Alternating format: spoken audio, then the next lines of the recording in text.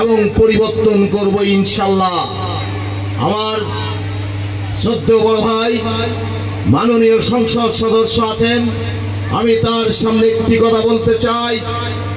আজকে যারা নির্যাতিত মানুষ যেভাবে নির্যাতিত হয়েছে, এমন কোনো কাজ নেই যেই কয়েকটি বছর ধরে এই হাইনা বাহিনী আমাদের লোকজনের উপর নির্যাতন চালিয়েছে। ঘরে শুতে পারে নাই, আষাঢ় মাস মাথার উপরে যে ঘরে আমি শুই সেই ঘর নেই, মানুষ সব দিশেহারা। এই থেকে বাঁচবার জন্যই কিন্তু জনগণ আশা করে আমাদেরকে ভোট দিয়ে নির্বাচিত করেছে। আমি আপনার কাছে একটি কথা বলতে চাই এবং আমিও বলতে চাই, শোলকুপার বুক থেকে মাদক এবং যারা সন্ত্রাসী সৃষ্টি করেছে এদের বিরুদ্ধে কোনো ছাড় নাই, এদেরকে শোলকুপার বুক থেকে নির্মূল করতেই হবে। আপনারা তো শান্তি পাবার জন্যই আমাদেরকে ভোট দিয়ে নির্বাচিত করেছেন। উপরের আল্লাহ আর আপনাদের শান্তিতে ঘরে শোবার যাতে শুতে পারে সেই ব্যবস্থা করার দায়িত্বই তো আমাদের।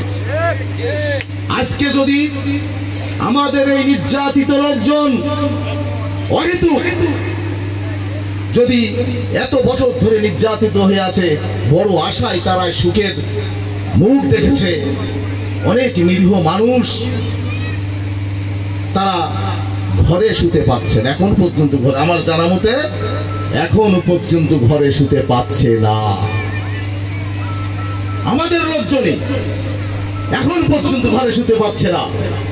আমি মাননীয় সংসদ সদস্য সাহেবকে বলবেন, আমার কোন লোক, আপনার যদি কোনো লোক মেয়রের, আমরা তো একই প্রান্তে একই সূত্রের কথা, আমাদের এখানে ভাঙন ধরাবার কোনো সুযোগ নেই, যাতে লোকজনগুলো ঘরে শুতে পারে। আমি তো বলেছি আমার বোনকে যারা ধর্ষণ করছে সে যদি আমার সামনে দিয়ে ঘুরে বেড়ায় তখন তো আমার মাথা ঠিক থাকবার কথা না। কিন্তু আমরা তবুও আমাদের এই জনগণ অনেক ধৈর্যের সাথে, নেতাদের কথা শুনে অনেক ধৈর্যের সাথে তারা এগুলো মোকাবেলা করছে। আপনি এইটাই মাননীয় সংসদ সাহেব আপনার কাছে করজোড়ের মিনতি, যে মানুষগুলো আজকে কত বছর ধরে নির্যাতিত হলো এরা যেন একটু এখন ঘরে অন্তত মাথা দিয়ে শুতে পারে। এটাই আপনার কাছে আমার দাবি। আপনারা সবাই ভালো থাকেন, আমি আপনাদের জন্য দোয়া করি, আপনারাও আমার জন্য দোয়া করবেন। সকলকে ধন্যবাদ। জয় বাংলা, জয় বঙ্গবন্ধু, জয় হোক আপনাদের।